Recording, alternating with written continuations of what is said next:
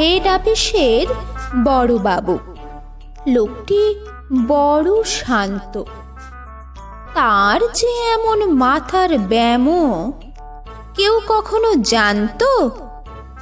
দিব্যি ছিলেন খোশ মেজাজে, চেয়ারখানি চেপে একলা বসে ছিমছিমিয়ে হঠাৎ গেলেন খেপে। আঁতকে উঠে হাত পা ছড়ে চোখটি করে গোল। হঠাৎ বলেন, গেলুম গেলুম, আমায় ধরে তোল। তাই শুনে কেউ বদ্যি ডাকে, কেউ বা হাঁকে পুলিশ, কেউ বা বলে কামড়ে দেবে, সাবধানেতে তুলিস।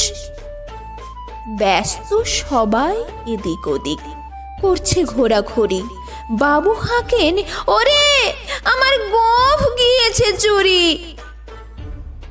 গোঁফ হারানো আজব কথা, তাও কি হয় সত্যি? গোঁফ জোড়া তো তেমনি আছে, কমেনি এক রত্তি।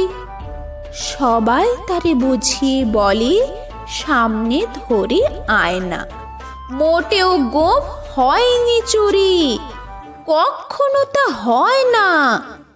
রেগে আগুন, তেলি বেগুন, তেড়ি বলেন তিনি, কারোর কথা ধার ধারি নে, সব ব্যাটাকে চিনি।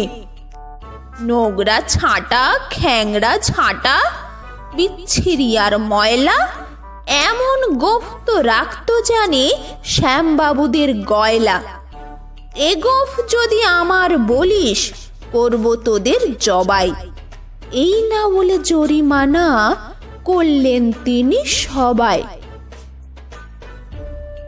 ভীষণ রেগে বিষম খেয়ে দিলেন লিখে খাতায়, কাউকে বেশি লাই দিতে নেই, সবাই চড়ে মাথায়। অফিসের এই বাঁদরগুলোর মাথায় খালি গোবর। গোঁফ জোড়া যে কোথায় গেল কেউ রাখে না খবর। ইচ্ছে করে এই বেটাদের গোঁফ ধরে খুব নাচি, মুখগুলোর মুন্ডু ধরে কোদাল দিয়ে চাঁচি। গোঁফকে বলে তোমার আমার, গোঁফ কি কারো কেনা?